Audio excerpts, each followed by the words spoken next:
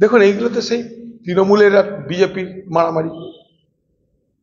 এখানকার দিদি একজনকে উস্কাচ্ছে, যেমন এখানে বাবরি মসজিদ তৈরি করার উস্কানি, ওইখানে আবার উস্কি দিল একদিন সংখ্যালঘুরা সংখ্যা গুরু হবে। এগুলো উস্কানিমূলক কথা। সেই উস্কানিতে দিদির সাই, সেই উস্কানিতে বিজেপির সাই। এরা নিজেদের মধ্যে মিউচুয়াল গেম খেলছে। তুমি হিন্দুদের ওকালতি করো, আমি মুসলমানের ওকালতি করছি। মুসলমান ভোটটা আমার পকেটে চলে যাবে, বাকি লক্ষ্মীর ভান্ডার হ্যান ট্যান মস্তানি করে বুথ লুট করে আমরা বাকিটা জোগাড় করে যেটা চেষ্টা করব এবং জিতবো, তুমি বাকিটা তুমি নিয়ে সুখে থাকো। এই দিদি আর মোদির মধ্যে এই একটা মিউচুয়াল একটা গেম চলছে। তুমি এটা করো, আমি এটা করি। তার জন্য কেউ দেখবেন কাউকে বাধা দেয় না। মনে করুন এখানকার দিদির দলের বিধায়ক, সে সাম্প্রদায়িক দাঙ্গার কথা বলছে খোলা মঞ্চে।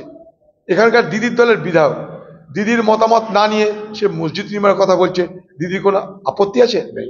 ঠিক একইভাবে তার দলের আরেক মন্ত্রী, সে এই ধরনের কথা যদি বলে থাকে, তাহলে তাকেও সেখানটায় রেস্ট্রেন করা উচিত, তাকেও সংযত করা উচিত।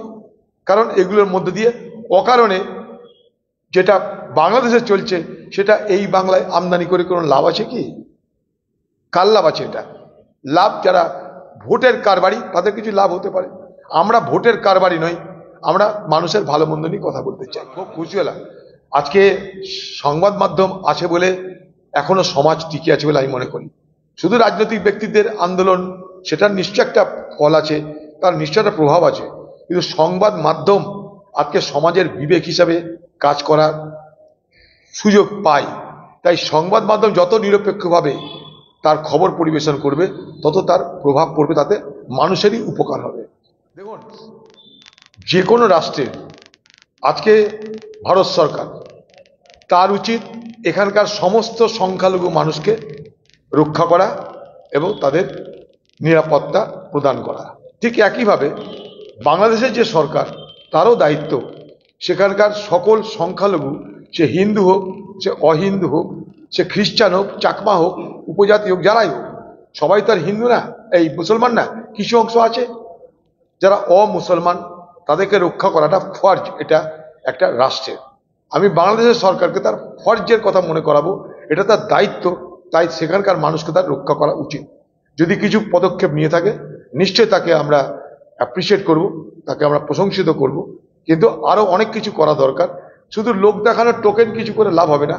মূল বাংলাদেশের দুই সম্প্রদায়ের মধ্যে যে বিভাজন, সেই বিভাজন দূর করতে এবং মৌলবাদী শক্তি যারা বাংলাদেশকে আরো বেশি মৌলবাদের দিকে ঠেলে দেওয়ার মধ্য দিয়ে এই সাম্প্রদায়িক বিভাজনকে বাঁচিয়ে রাখতে চায়, তাদের বিরুদ্ধে অভিযান করুক আজকের এই অন্তর্বর্তী সরকার। এটা আমাদের নিশ্চয় দাবি থাকা উচিত। গীতা পাঠ মানে এটা তো ধর্মীয় কোনো অনুষ্ঠান নয়।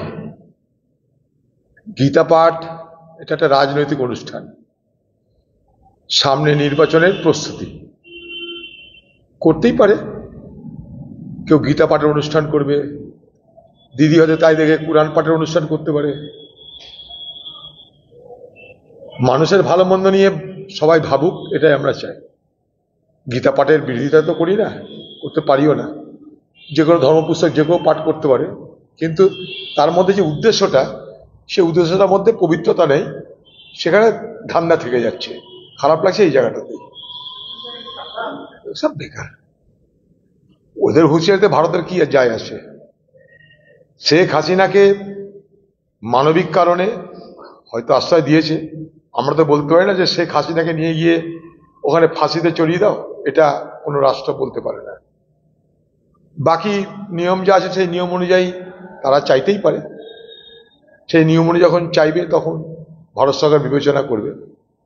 তবে আমি চাইবো যে হাসিনা নিজে ভারতবর্ষে থাকা অবস্থায় তিনি ভারতবর্ষের মাটিকে ব্যবহার করে বাংলাদেশের রাজনৈতিক বিষয়ে যদি হস্তক্ষেপ না করেন, আমরা সেটা ভালো হবে, ভারতের পক্ষে সেটা ভালো। কারণ এখানে বসে প্রতিদিন যদি ভিডিও হয়, তাতে আমাদের লাভ কি জানি না, কিন্তু বাংলাদেশের সাধারণ মানুষের, তারা এবং মৌলবাদীরা, তারা একটা অজুহাত পেয়ে যাবে ভারত বিরোধী তত্ত্ব খাড়া করতে, ভারত বিরোধী স্লোগানকে আরো মজবুত করতে। তাই হাসিনার আশ্রয় নেওয়াটা এক জিনিস, কিন্তু শেখ হাসিনার আশ্রয়ের পর তাকে তার তরফ থেকে রাজনৈতিক কর্মকাণ্ড চালানো আরেক জিনিস, দুটোর মধ্যে ফারাক রাখা দরকার। একজন বিপদে পড়ে আশ্রয় নিয়েছেন, নিশ্চয়ই আমরা সেই সভ্যতার নাম ভারতবর্ষ, যারা যুগ যুগ ধরে সকলকে আশ্রয় দিয়েছি। সে কখন আমরা দালাই লামাকেও দিয়েছি, শেখ হাসিনাকেও দিতে পেরেছি, ওটা নিয়ে আমাদের কোনো আপত্তি নেই। কিন্তু কথা হচ্ছে যে এইখানে বসে প্রতিবেশী রাষ্ট্রের রাজনৈতিক বিষয়ে সরাসরি হস্তক্ষেপ করাটা অসমীচীন বলে আমি মনে করি। এবং আরও বলছি যে এই সুযোগটা নিয়ে সেখানকার মৌলবাদীরা ভারত বিরোধী মানসিকতাকে সারা বাংলাদেশ জুড়ে আরো বিষাক্ত করবে। দেখুন, আমি এই কমিটি যখন প্রথম তৈরি হয় প্রাক্তন রাষ্ট্রপতি আমাদের কোবিন্দ সাহেবের নেতৃত্বে,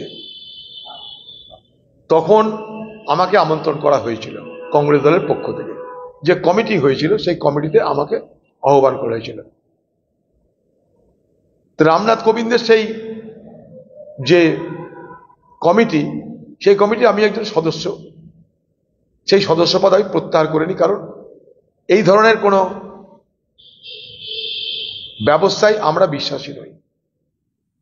কংগ্রেস পার্টি তার অবস্থান স্পষ্ট করে বলেছে, ভারতবর্ষ বিবিধতার দেশ, ভারতবর্ষে বিভিন্ন রাজ্য, বিভিন্ন ভাষা, বিভিন্ন সংস্কৃতির দেশ। এখানটায় মোদী চাইছেন, বিজেপি চাইছে যে প্রেসিডেন্সিয়াল ফর্ম অফ গভর্নমেন্ট 5 বছরের ফিক্সড টার্ম ঠিক করা হোক। আমেরিকায় যেমন প্রেসিডেন্ট শেষ কথা বলে, ভারতবর্ষে আগামী দিনে ভারতবর্ষের প্রধানমন্ত্রী প্রেসিডেন্ট পদের মতন পদ তৈরি করে সারা দেশকে নিয়ে যেতে চাইছেন। ভারতবর্ষের যে ডাইভার্সিটি, বিবিধতা, ভারতবর্ষের যে বৈচিত্র্য, আমরা সেই বৈচিত্র্যকে রক্ষা করতে চাই, যুক্তরাষ্ট্রীয় পরিকাঠামোকে আমরা রক্ষা করতে চাই। এবং আরো বড় কথা যে লজিস্টিক্যালি যেটা আনসাস্টেনেবল, আপনি বলতে পারেন লজিস্টিক্যাল নাইটমেয়ার, এটা লজিস্টিক্যাল নাইটমেয়ার। এখনই বুথে পোলিং অফিসার, প্রিজাইডিং অফিসার পাওয়া যায় না, ওই আপনার সিভিক দিয়ে সামলাতে হয়। লক্ষ লক্ষ বুথ তৈরি হবে, এত লক্ষ লক্ষ কোটি কোটি ইভিএম, তার জায়গা, তার রক্ষণাবেক্ষণ, তার দেখভাল।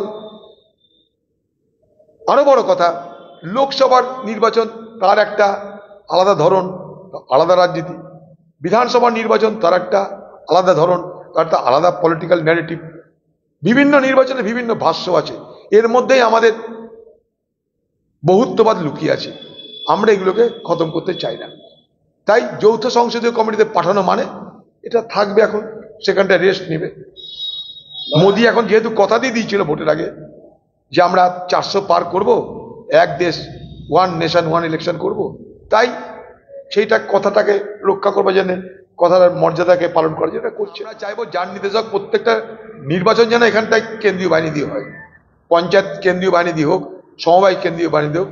তারা শুধুমাত্র কাঁথিতে কেন হবে, সারা পশ্চিমবঙ্গের সর্বত্র যে নির্বাচন হচ্ছে, সব নির্বাচন সব সময় কেন্দ্রীয় বাহিনী দিয়ে হওয়া উচিত। কেন্দ্রীয় বাহিনী দেওয়ার পরেও কিন্তু সকাল থেকে ঝামেলা রয়েছে বিজেপি। ওরকম সব কেন্দ্রীয় বাহিনী দিলেই হবে না, সেখানকার ডিএম, সেখানকার এসপি, তার উপর কন্ট্রোল কে করবে? পুলিশ, তার উপর কন্ট্রোল কে করবে? জানি না কে কি বলছে, তারা বাংলা কি বলছে শোনার চেষ্টা করা দরকার। তা দিদির ক্ষেত্রে সরা থেকে বলেছিল, তাহলে রেখে দিত কোলে করে, এখন তো আছে, বেরিয়ে এসছে, এবার রেখে দিক কোলে করে, প্রাইজ দিক, জনসভা করুক, ফুলের মালা দিয়ে বরণ করুক। সব থেকে ভালো কথা, এদের দিয়ে একটা কার্নিভাল কর, যেমন মা দুর্গার জন্য কার্নিভাল করো। এই অপরাধীদের কেউ কিছু করতে পারে না, দেখো আমি আছি, তাই কার্নিভাল হচ্ছে অপরাধীদের। লজ্জা লাগা উচিত, লজ্জা লাগা উচিত, লজ্জা লাগা উচিত, এইটুকু বলতে পারি।